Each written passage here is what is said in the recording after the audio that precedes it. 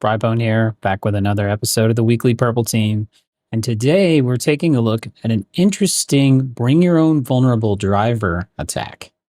So this is a bring your own vulnerable driver attack where it clones LSASS and then it dumps what it gets from the clone. It's called Doppelganger, and it's part of the RedTeamGrimoire suite of tools here.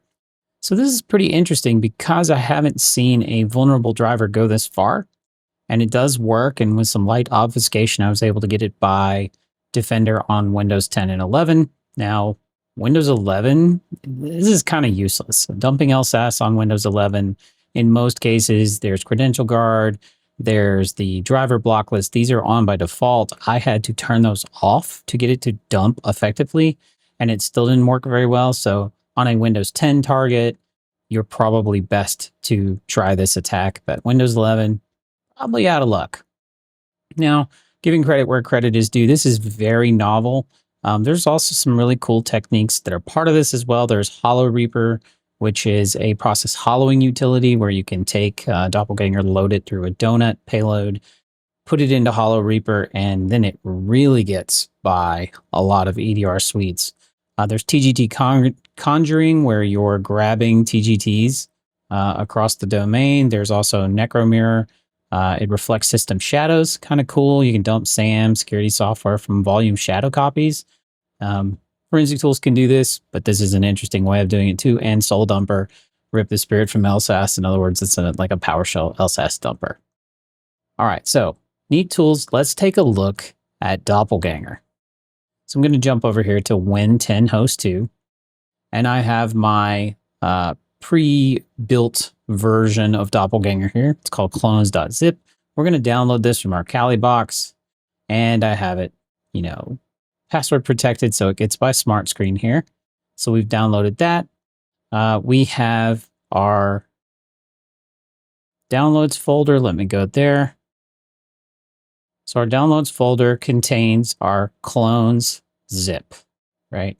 So to make this work, you have to have the vulnerable driver and the Doppelganger compiled executable in CUsers public, right? So that's one interesting way of doing the detection here, is looking for files being added to CUsers public.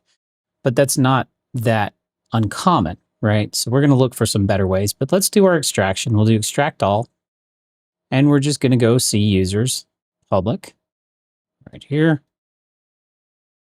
just like that. And we'll go extract. And then we'll see now we have our DOP, which is Doppelganger, and our RT-Core 64.sys. This is our vulnerable driver. So we'll close our extraction window here. And over here, I have an administrative command prompt in CUsers public. Now, Defender, as you can see, cloud delivery protection, real-time virus protection, everything except automated sample submission is turned on. Now, if you don't do some light obfuscation, Defender is detecting this, but still some light obfuscation, I was able to get it by on a Windows 10 target, and we're able to successfully dump LSASS here. So we'll run our dop.exe just like this.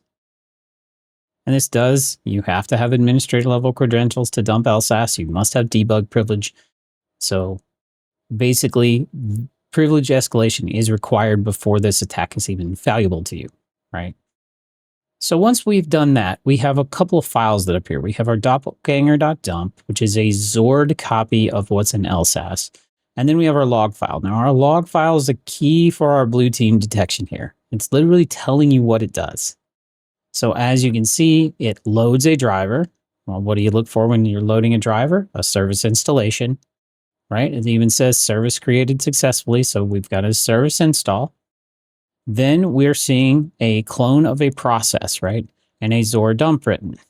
So if you see these things as a defender, you should immediately be looking for service install, event ID 7045 or 7040, process execution, event ID 4688 or Sysmon 1, and the parent process being, well, something that it shouldn't be.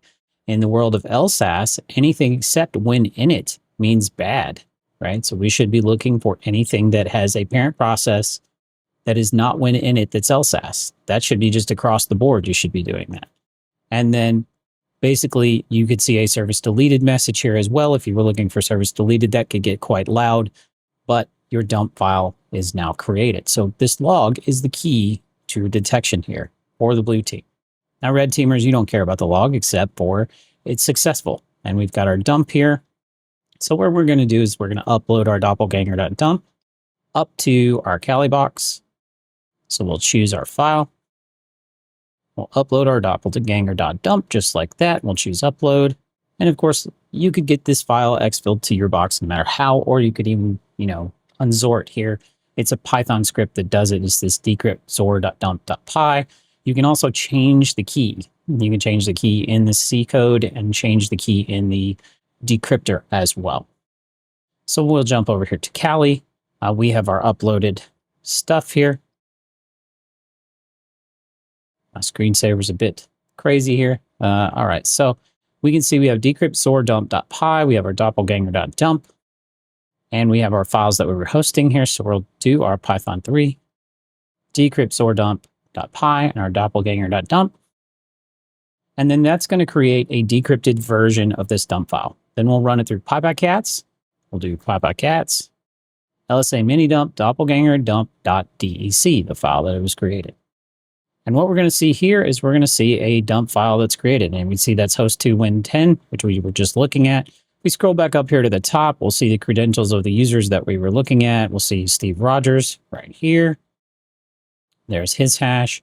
And of course, you'll find the local administrator. So any hashes on this box are now recoverable. Now, as I said, this does work on Windows 11. I'm only going to go as far as creating the dump file here because the dump file really, it's useless in most cases on Windows 11. But in certain cases, when you find virtualized instances of Windows 11, they have to turn off the credential guard features and they have to turn off some of the features to make it work in some virtual environments. So you might actually still be able to get some hashes out of LSASS. So let's take a look at Windows 11. We're jumping over here to our Windows 11 host now. I've already got DOP running here on our Windows 11 box. I've downloaded everything. And you can see I have DOP and RT-Core 64.sys. Defender is enabled on this. Of course, it does a much better detection on Windows 11. I had to kind of really fight this to get it going. And it wants to do sample submission here. Most of the time, I don't allow it to do automated sample submission, so it doesn't eat my beacons. But if we look at virus and threat protection, and we look at the settings, you can see real-time, dev drive, cloud, just everything except automatic sample submission. So we'll run our dop.exe,